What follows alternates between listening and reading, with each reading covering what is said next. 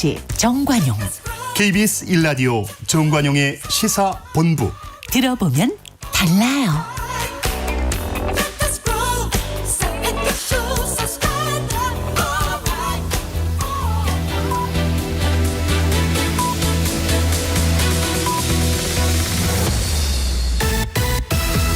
고두절미 각설하고 고고고. 갈 때까지 가보자. 정관용의 시사본부. 매주 토요일 2부 거두절미 각설하고 국민의힘 당대표 특보 박진호 특보 또 민주당 민주연구원 부원장 현근택 변호사 두 분과 함께하고 있습니다. 후반부 공통질문 금주의 핫한 한마디 누구의 입에서 나온 어떤 말. 네, 현근택 변호사. 네.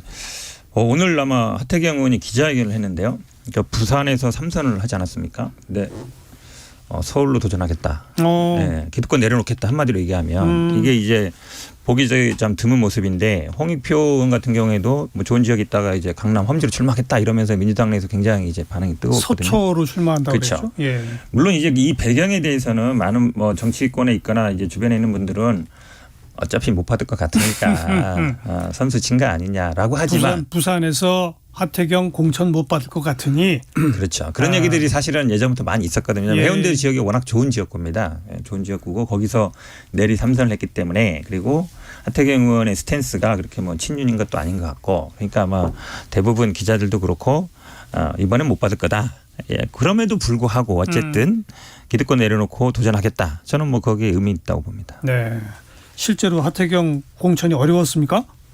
뭐 그 부분에 대해서는 뭐 어느 누구도 말하기는 이제 쉽지 않을 것 같고요. 그런데 이제 하태경 이제 의원 같은 경우에 이제 서울에서 출마하겠다는 것은 저는 충분히 정치적 명분을 가진 결심이라고 그렇죠. 생각합니다. 그 예. 이유가 본인이 그 본인 스스로 과거에도 이제 그 동일 지역구에서 3선 이상이 그 부적절하다는 이제 의견을 많이 피력했기 때문에 그렇죠. 그런 부분에 있어서는 이제 저는 뭐 다른 뭐 이제 뭐 홍익표 의원이나 이런 분들하고 이제 비교해서 달리 본인 스스로 충분히 정치적 명분을 찾았다고 생각하고 또 이러한 이제 그 하태경 의원의 결정이 우리 그 당내에서도 뭐 어떻게 보면은 신선한 예. 충격을 가져다 그러니까요. 주리라고 생각하고 있습니다. 뭐 양당에서 이런 일이 좀 많이 생겼으면 좋겠어요. 그래서 이런 식으로 도전해서 서울 지역에 또 좀 국민의힘 입장에서는 험지라고 불리는 곳까지 출마해서 만약 당선이 되면 일약도 스타가 되는 거거든요. 그렇죠. 그러니까. 그런데 사실은 뭐 야당도 마찬가지고 여당도 마찬가지고 지금 뭐 이제 당대표나 원내대표 하시는 분들이 다 좋은 지역구잖아요. 그러니까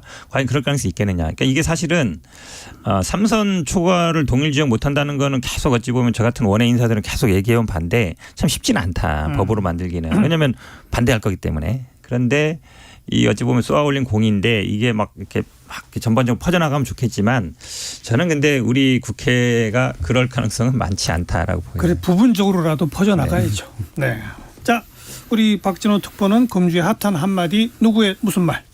누구라고 좀 특정하기는 좀 어려운 상황인데요. 저는 가장 어떻게 보면 이제 어이없었던 말로 이제 그 수박 당도.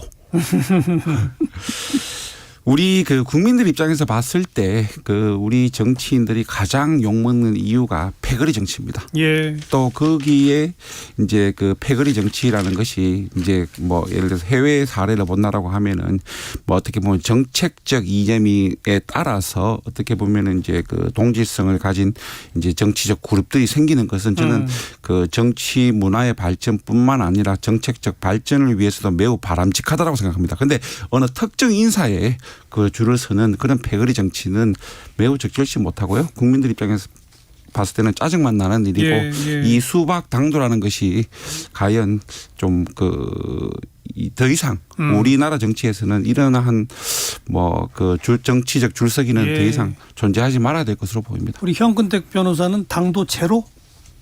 아니 저는 현역이 아니기 때문에 현역 의원만 대상으로 한 거고 6가지 지표를 했잖아요. 검사 탄핵 찬반, 불체포 특권 포기, 대의원제 폐지, 민주당의 길, 민주화 4.0, 그다음에 원내대표단 이렇게 6개를 해서 거기에 이제 해당되는 사람들 얘기했던 건데 사실은 이 원인이라면 이거죠. 한마디로 얘기하면 이제 무기명 비밀 투표다 보니까 밝힌 사람은 몇 명 안 되고 표는 실제로는 뭐 29에서 39표 정도 됐으면 밝힌 사람은 4-5분밖에 아니고 나머지는 게 25에서 35명 정도는 안 밝히고 있거든요. 아까 말씀하신 것처럼 사실은 근데 이게 민주당 입장이 굉장히 중요한 거예요. 당대표를 과연 이제 법원에 세울 거냐 말 거냐 이 얘기였기 때문에. 근데 그러면 이제 좀 밝혀졌으면 좋겠는데. 그럼 막 어찌 보면 막 이제 SNS나 이런 데서 막 이제 하고 있는데 이 사람 이 얘기하고 저 사람 저 얘기하는데 그러다 보니까 한 언론사에서 이제 한 건데 저도 이거 보고 나름 좀 과학적이다 이런 생각을 했어요. 근데 왜 그러냐면 이분들이 이걸 근거로 해서 29분을 추렸는데 29분이 누가 가결했을지 0인 사람도 들어 있어요 거기에. 당도 제로인 사람도. 예. 왜냐하면 그러니까 정양력 평가만 한 게 아니라 정성적 평가도 했더라고요. 그동안 언론에 기사를 얘기한 거 보고. 그래서 당도 제로면 아주 친명 중에 친명이어야 당도 제로인데. 근데 그분도 들어있는 분이 있어요. 그러니까 쉽게 얘기하면 이게 이것만 가지고 제가 보기에 그러니까 모른다는 거죠. 모르죠. 결론은 모른다는 거죠. 결론은 모른다는 건데 예. 그냥 뭐 이 언론사에서 그냥 이 더탐사라는 데거든요. 여기가 어찌 보면 네, 그나저나 했던 데라. 이재명 대표가 이제 당무 복귀하면서 아마 당의 통합 이런 얘기를 할 거다. 그래서 네. 지난번에 가결표 던진 사람들 색출하고 징계하고 하는 움직임은 이제 중단될 거다라는 전망들이 많던데 실제로 그렇습니까? 어떻습니까? 저도 뭐 그건 정확히 모르겠는데요. 아무튼 근데 대표 입장에서는 통합의 메시지를 저는 낼 걸로 봅니다. 왜 그러냐면 아무래도 뭐 지금 이게 끝난 게 아니고 지금 아마 이제 사실 이 색출 문제가 중요하지 않고요. 선거 과정으로 가면 당의 제일 큰 문제는 이제 공천 과정이에요. 공천 과정. 아까 예. 얘기처럼 뭐 3선 얘기, 험지 출마 얘기도 나올 것이고 뭐 386 물러나는 얘기 나올 것이고 또 뭐 나올 거기 때문에 그때를 대비한다 그러면 어느 정도 당이 막 지금부터 시끄러워서는 더 힘듭니다. 그러니까 그건 공천 문제도 아니기 때문에 저는 그래서 아마 대표 입장에서는 뭐 통합의 메시지를 낼 걸로 보고 있습니다. 그렇죠. 또 굳이 무슨 분란을 일으키지 않아도 당원들이 결국은 공천 과정을 좌지우지하게 될 거 아니겠습니까? 그 이제 룰의 문제인데요. 네. 결국 지금은 이제 5대5로 돼 있어요. 5대5로 돼 있지만 사실 민주당의 냉정하게 또 현실을 보면 경선이 원칙인데 경선하는 사람보다 단수 공천 받는 사람이 훨씬 많아요. 실제로는 좋은 지역에는. 그러니까 그런 부분들이 이제 뜨거운 감자죠. 그러니까 다 경선. 근데 이제 그렇게 룰은 돼 있어요. 20% 이상 차이 나면은 이제 경선 안 하는 걸로 돼 있어서. 근데 현역 의원들이 있는 경우에는 쉽지 않죠. 누군가 도전하면 대부분 경선으로 갑니다. 또. 안 그래요. 경선 자체를 배제하는 경우가 많아요. 경선을 아예 현역 의원이 배제시켜요. 있는데 누가 도전한 경우에도 그럼요. 민주당 그런 경우 찾아보면 되게 많아요. 격차가 경선했는데 벌어지면, 예. 물론 격차를 이유로 되지만 경선 자체를 안 하고 그냥 주는 경우도 많거든요. 그런 아마 이제 룰의 그런데 문제는 현역 의원을 탈락시키면 그건 분란이 커지죠. 그렇죠. 아니 현역이 아니라 도전자를 탈락시킨다니까. 그러니까요. 네. 제 말은 비명계로 알려져 있는 현역 의원에게 누군가 도전하면 대부분 경선으로 가야지. 거기서 경선 안 하고 현역 비명계 의원을 탈락시킨다? 이러면 분란이 커진다는 거죠. 아니, 그런 경우는 쉽지 않죠. 그러니까요. 그러니까 원외 인사라든지 도전자를 탈락시키는 경우는 종종 있어도 현역을 탈락시키는 경우는 제 말이 그 별로 말입니다. 없죠. 네. 바로 그런 의미에서 당원들이 결정을 한 어쨌든 50%라 하더라도 그 영향도 무시할 수가 없었기 때문에 그러니까 당내 세력 분포에서 어차피 이렇게 막 당 지도부가 나서 가지고 의원들을 색출해서 징계하고 이러지 않아도 당원들의 힘으로 이렇게 물갈이가 되면 되고 뭐 이런 어떤 움직임은 앞으로 계속 남아 있는 과제인 거죠. 그렇죠. 그렇죠. 자, 뭐 금주의 핫한 한마디까지 들어봤는데 아까 김행 후보자를 금주의 진인물로 꼽지 않았습니까? 네네. 인사청문회가 제도 도입된 이후 최초로 여당 의원이 나가자 그러니까 같이 나가셨단 말이에요. 어떻게 보세요?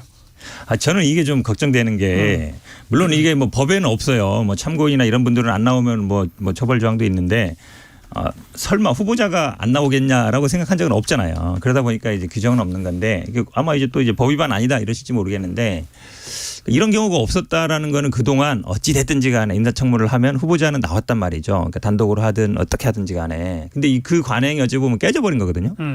저는 앞으로 이거를 참고할 후보들이 많겠다. 어차피 임명은 될 거고 인사청문회 내가 받아봐야 괜히 욕만 먹는데 뭐하러 나가? 이 핑계 저 핑계 대고 이제 안 나오거나 아니면 하다가 중간에 가버리거나 이럴 사람들이 생길까 봐 걱정이에요. 그렇다고 이런 걸 막기 위해서 후보자 안 나온 다음에 그러면 처벌합니다. 그것도 좀 그렇잖아요. 장관 후보자나 되는 분이 안 나올 걸 걱정해가지고 처벌 규정 만든다? 그것도 좀 이상한 것 같아요. 어떻게 생각하십니까? 우선 그 이번에 이제 김행 그 장관 후보자가 어떻게 보면은 이제 청문회장을 이제 이석한 것은 저는 어떻게 보면 그 당시 이제 우리 그 국민의힘 의원들이 이제 그 단체로 퇴장하는 가운데 있어서 그냥 본인도 얼떨결에 그냥 저는 이석한 것으로 보이고 그때 당시에 또 보면은 사실상 이제 위원장이 그 정해를 선포하지는 않았지만 사실상 정해에 가까운 분위기였기 때문에 김행 뭐 그 장관 후보자가 어떤 무슨 정치적 의도를 가지고 또 고의적으로 그 청문회를 회피하기 위해서 이석했다기보다는 그 분위기에 어떻게 보면 휩쓸려서 어떻게 저는 이제 그 청문회장을 이제 이석했다 생각하고요. 또 그래서 이제 좀 전에 이제 우리 그 현근택 변호사님께서 이제 말씀하신 그런 우려사항 뭐 이번 사건으로 인해서 또 뭐 향후의 인사청문회 과정에서 또 어떠한 저러저러한 논란이 있을 때 그 후보자가 또 자리를 자기 뭐 판단에 따라 아예 이석하고 출석을 안 해버린다. 그런 경우는 저는 일어나지 않을 것으로 보이고요. 근데 이제 이번 그 청문회 과정에서 보면은 뭐 이번 청문회뿐만 아니라 뭐 현 정권에서도 마찬가지고 과거 정권에서도 마찬가지 보면은 결국 이제 입증과 이제 검증의 문제라는 부분이 있습니다. 저는 이제 입증과 검증이라는 것이 결국 동전의 양면으로 보이는데요. 청문위원들의 입장에서 봤을 때는 검증이 필요한 것이고 또 후보자 입장에 대해서는 그 입증이 필요한 거 아니겠습니까? 그런데 사실상 이번 청문회 과정에서의 그 제기된 의혹에 대해서는 과연 객관적으로 검증된 사실이 얼마나 있느냐 또 객관적으로 검증되지 않은 사실에 대해서 후보자 입장에서 자기가 입증하는데도 당연히 한계가 있을 수밖에 없죠.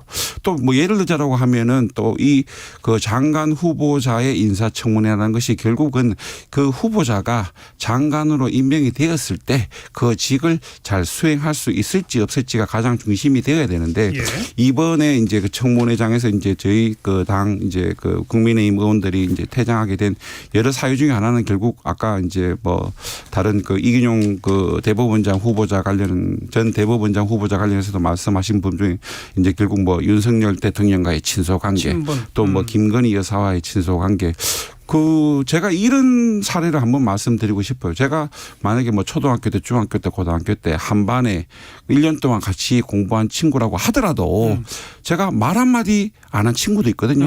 그런데 그게 시간이 지나서 박진호가 뭐 고등학교 2학년 때 같은 반 친구연 뭐 예를 들어서 뭐 홍길동을 뭐 어떻게 어떤 뭐 요직에 임명했다.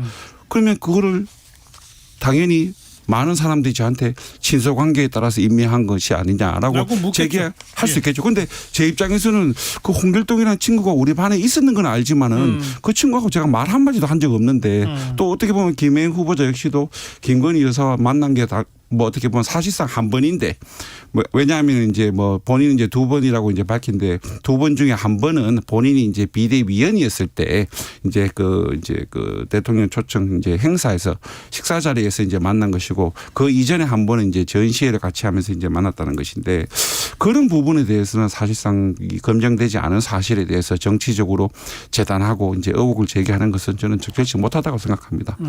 이거 계속 나왔잖아요. 잠깐만요. 현 변호사는 우리 방송에서 몇 번에 걸쳐 주식을 이렇게 파킹해 놨다가 다시 되살 때 회사 돈을 썼다라는 언급을 하셨는데 이번 청문회에서 야당 의원들이 그 얘기는 많이 언급을 안 하는 것 같더라고요. 근데 얘기는 나왔습니다. 나오긴 나왔어요. 배임 부분이다. 그러니까 배임도 되고 이제 횡령도 되죠. 왜냐하면 회사 돈을 개인적으로 써버리면 횡령이 되는 거고 회사 주식을 살 때 회사 돈을 산 게 배임인데 이건 제가 보기에 수사의 영역이에요. 근데 그건 입증이 됐어요 지금?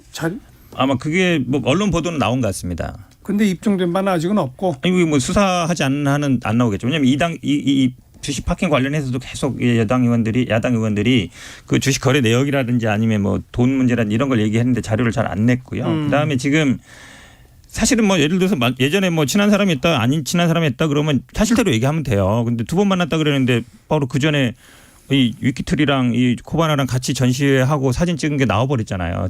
저 청와대 대변인 할 때도 가서 굳이 그 바쁜 와중에 가서 사진 찍고 했던 걸 보면 아니 행사를 같이 행사하는데 몰랐다는 건 말이 안 되잖아요. 정직하게 얘기하면 돼요. 아 그럼 예전에 뭐 언제부터 알던 사이다. 행사도 같이 했었다 하면 되는데 그 얘기를 안 하니까. 나온 사진은 어떻게 생각하세요? 아니 이제 제가 이제 그 전시회를 통해서 이제 알게 됐다는 거는 저도 이제 그 좀 전에 이제 말씀드린 부분이고 뭐 전시회를 같이 했다라고 해서 사실상 그 어떻게 보면 실무 차원에서 두 사람이 만난 것도 아니고 사실상 전시회를 한 그 관계된 기관의 사실상 대표격에 앉은 분들인데 위키트리 대표와 코바나의 대표는 그렇죠. 모를 수 있다. 아니요. 얼굴을 보고 알 수는 있겠지만 그걸 과연 친소관계로 규정할 정도의 친밀도가 있다라고 볼 수 있느냐의 네. 문제라는 거죠. 이게 논란이 다 연결되는 거예요. 뭐냐면 주식 파킹 논란하고도 연결되는 게 한마디로 얘기하면 신우이한테 맡겨놨다 나중에 7년 후에 샀다는 거잖아요. 임시 맡겨놓은 거 아니냐. 진짜로 넘긴 게 아니라. 근데 이 전시회를 이게 뭐라고 핑계대고 있냐면 이게 추가로 만난 사진이 드러났을 때 그때는 내가 거기 아무 권한이 없었기 때문에 내가 실제로 의사결정은 아니다. 다른 동업자가 결정한 거다 얘기하는데 만약에 그거를 실제로 파킹해 놓은 거다. 맡겨만 놓은 거다 그러면 지금 뭐 급여도 받았고 뭐 이때 나오잖아요. 부회장 명함도 썼고 이러면 실제로 영향이 있었던 거 아니냐. 그러면 이 협찬을 하고 행사를 할 때는 그래도 의사결정 있는 사람들끼리 만나서 이렇게 합시다라고 얘기를 하지 나는 그때 아무 관계가 없었으니까 예. 모르는 일이다. 이렇게 얘기해서 빠져나갈 수 있는 게 주식 아니에요. 파킹 같은 경우에는 뭐 제가 이제 그 법률적 지식은 충분히 하지 않지만 일단 이제 그 법률 전문가들의 이제 제가 얘기를 들어보면은 사실상 김행가 또 그 신우이라는 분이 인정하지 않으면은 입증을 할 수가 없어요. 법률적으로. 근데 그거는 사실상 어떻게 보면 민주당에서는 그냥 이것은 뭐 어떻게 보면 그냥 둘이 짜고 한 것이다. 라고 그냥 단정을 지어버리니까 뭐 후보자 입장에서 뭐 그걸 뭐라고 자기가 설명을 하겠냐고요. 그렇다고 해서 뭐 민주당 주장이 맞다라고 해서 맞다. 우리가 둘이 짜고 친 거다라고 말할 수도 없는 것이고. 그래서 사실상 입증 자체가 불가한 것을 사실로 규정 짓는데 후보자 입장에서 그걸 설명할 방법이 없다라는 거죠. 아니 이거 입증은 쉬워요. 예를 들어 잠깐만요. 그러니까 그 신우이한테 갔다가 다시 왔다는 사실 자체를 김행 후보자가 부인하는 건 아니잖아요. 아, 그렇죠. 네. 그러니까 그렇죠. 이른바 뭐 그걸 용어를 파킹이라고 부르건 뭐라고 부르건 그 행위 자체를 지금 그 사실 여부를 따지는 게 아니고 그거 자체가 부적절하고 위법 소지가 있다라고 하는 주장과 회사가 어려워서 회사 주식을 어디 넘길 데가 아무데도 없었기 때문에 불가피했다라고 하는 주장. 두 주장 가운데 어느 쪽이 더 국민적 설득력을 갖느냐 그거 아니에요? 그렇죠. 근데 물론 뭐 신우이는 당연히 뭐 법상 대상은 아니니까 말씀처럼 위법 사항은 아니지만 편법이다라는 것이고 다시 사올 때 돈의 출처가 어디냐고도 있는데 그건 밝혀져야죠. 그렇죠. 그다음에 또 문제는 이겁니다. 예를 들어 투시 인정한 문제가 아니라요. 실제로 돈을 주고 사고 팔았는지 그 돈을 그러니까 넣었다만 뺐는지 이렇게 보면 되는 거고 그다음에 여기서 뭐 실제 권한 행사를 했는지 누가 그러니까 배당금을 받는다든지 아니면 이런 것들에 대해서 주식을 팔고 나갔으면 그 회사랑 아무 관계가 없었으면 돼요. 그렇죠. 근데 지금 계속 뭐 어떤 뭐 명칭도 썼다 그다음에 뭐 급여를 받았다 이랬다 그러면 누가 그 사람을 실제로 주식을 팔고 나간 걸로 생각하겠어요. 그런데 그때 당시에 자료는 지금 아직 제출이 안 되고 있다는 거고 그런 거 그렇죠. 아니겠습니까? 어쨌든 임명을 할까요? 지금 신원식, 유인천 두 분은 이미 임명제가 이루어졌다고 하고 임명할까요? 뭐 제가 봤을 때는 뭐 그 장관으로 임명을 못할 정도로 중대한 뭐 문제가 있어 보이진 않고요. 다만 이제 그 후보자 스스로도 좀 그 이번 어쨌든 청문회 과정에서 봤을 때 국민들 입장에서 봤을 때는 좀 뭐 다소 그 어떻게 보면은 이제 그 부족한 부분도 있기 때문에 그 부분에 대해서는 좀 후보자가 개인적 판단에 따라서 충분한 입장 발표가 좀 선행되어야 될 것으로 보입니다. 네. 임명하겠죠? 저는 할 걸로 봅니다. 예. 뭐 김건희 여사와의 특수관계 얘기도 나오고 다음에 뭐 지금까지 뭐 이렇게 뭐 사퇴한 분 있었던 것 같긴 한데 실제로 뭐 여론에 이거를 그렇게 의식하진 않는 것 같아요. 예. 근데 여론도 보면 안 좋잖아요. 되게 부적절하다는 의견이 많은데 그거 신경 썼으면 이런 분 자체를 안 했겠죠. 근데 이제 문제는 이런 거죠. 그러면 이제 법무부 장관이 어쨌든 한동훈 장관이 인사검증 우리가 제대로 하겠습니다. 이러면서 그동안은 뭐 민정에서 하던 거는 질문도 못 하는데 나 질문 다 받겠습니다. 해서 가져갔단 말이죠. 인사검증 권한을. 뭐 법적 근거가 있는지 없는지 모르겠지만 그건 나중 문제로 하고. 그런데 이런 문제에 대해서 법무부 장관이 아무 얘기도 안 해요. 인사검증에 책임 있는 사람이. 왜냐하면 이거는 기본적으로 재산관계이기 때문에 자료 좀 갖고 와봐 하면 할 수 있는 거거든요. 그런데 법무부 장관이 이제 수사에 대해서는 꼬박꼬박 얘기하는데 대법원장 후보 지명도 검증을 한번 하죠. 당연히 하죠. 대상이기 때문에. 알겠습니다. 자, 강서구청장 보궐선거가 이제 다음 주말이면 이미 결론이 난 상태일 테니까 두 분의 예측력을 이제 테스트해보는 시간입니다. 어느 당이 몇 프로 차로 이긴다 한번 얘기해 보시죠. 현근택 변호사. 제가 어제 강서에 갔다 왔어요. 하루 예, 종일. 예. 그래서 한 4군데 정도 시장을 돌았거든요. 시장 돌면서 쭉 보니까 그 전에 이제 가기 전에는 제가 어쨌든 이게 수치로 얘기하는 건 좀 그렇지만 뭐 10에서 15% 정도 아닌가라고 봤는데. 격차가. 네. 근데 어제 다녀온 걸로 보면은 그보다 격차가 더 날 수 있겠다. 그래요? 생각이 들어요. 왜 그러냐면 지금 제가 봤을 때 이제 국민의힘 분들도 많이 와 계세요. 저희들도 많이 가 있고 막 돌아다녀 보면 저한테 뭐라고 하시는 분은 한 분인가밖에 없었어요. 근데 대부분 응원하시는 분. 제가 수백 명 만났으니까 뭐 잘한다, 응원한다, 투표할 거다. 그러니까 이 선거를 바라보는 시각이 전국 선거가 이미 돼버렸잖아요. 예, 그 예. 국민들도 이 정권 심판에 대한 성격을 탁 갖고 있어요. 이번에 투표를 제대로 해야 된다. 그리고 이번에 어쨌든 제대로 해야만이 이게 뭔가 신호가 된다는 생각을 갖고 있어서 투표율도 제가 보기에 지금 지난번에 50% 정도였거든요. 지방선거 때. 물론 그 정도는 안 나오죠. 40 예정. 40은 넘을 걸로 봐요. 왜 그러냐면 이제 오늘이 토요일이잖아요. 오늘 사전투표하러 막 줄 섰다는 뉴스가 있고 예. 물론 뭐 본투표는 공일이 아니니까 높지는 않겠지만 저는 알겠어요. 뭐 투표율도 높을 걸로 보고 어쨌든 뭐 격차도 많이 날 걸로 보고 있습니다. 요약하면 투표율은 40% 넘을 거고 민주당 후보가 거의 20%포인트 격차로 이길 거다. 이 말이죠? 뭐 수치는 제가 굳이 제 입으로 말씀하지 않겠습니다. 아까 10 내지 15인 줄 알았는데 좀 더 나을 것 같다. 이렇게 했잖아요. 그러면 이제 15 이상이겠다 이렇게 나오는 거죠. 20은 아니죠. 15 이상. 네. 예. 박진호 특권. 저는 이제 전체 투표율을 봤을 때는 이제 40%를 넘는 것은 사실상 이제 쉽지 않아 어렵고. 보이고요. 그리고 뭐 이제 그 결론에 대해서는 이제 장담할 수는 없지만은 지금 뭐 이렇게 보면은 뭐 여야 이제 인사들이 언급하는 뭐 15% 이상의 차이 그 정도 차이는 저는 나지 않을 것이라고 이제 당연히 생각하고 있고요. 어차피 이제 성패는 제가 생각하기에 5% 이내에서 나누어 갈라질 것으로 보입니다. 왜냐하면은 예. 일단 이제 그 강서 구민들의 입장에서 봤을 때 과연 그분들이 왜 이번 선거에서 정권 심판론에 따라서 본인들의 투표권을 행사해야 되는지 이해 못 하시는 분들이 매우 많습니다. 왜 이 정권 심판론이라는 것은 사실상 지금 민주당에서 만든 이 선거용 정치적 프레임이고 예. 또 민주당의 입장에서 봤을 때는 알겠어요. 총선 전초전으로 이제 생각하고 있기 때문에 예. 저는 강서 구민들이 결국은 강서구의 발전, 본인의 그 어떻게 보면 삶을 위해서 알겠어요. 현명한 판단을 하길 그러니까 기대합니다. 박진호 특보는 투표율은 40%안 넘고 네, 5% 이내에서 누가 이길지는 모른다. 네. 그 이제 다음 토요일 날 딱 뚜껑 까보면 알겠죠. 여기까지 할까요? 거두절미 각설하고 국민의힘 당대표 특보 박진호 특보, 민주당 민주연구원 부원장 현근택 변호사 두 분과 함께했어요. 고맙습니다. 수고하셨습니다. 네, 이번 달 일요일 문화의 달 10월을 맞아서 우리 K컬처에 푹 빠져 있는 세종학당 출신 국내 거주 외국인들을 초대해서 5주에 걸쳐 다양한 주제로 이야기 나누고 있죠. 내일이 그 두 번째 시간 한국어를 주제로 이야기 나누겠습니다. 내일 1부 12시 30분에 진행될 예정이니까 많은 관심 부탁드리고요. 문희옥의 평행선 함께 듣고요. 전 내일 뵙죠. 안녕히 계세요.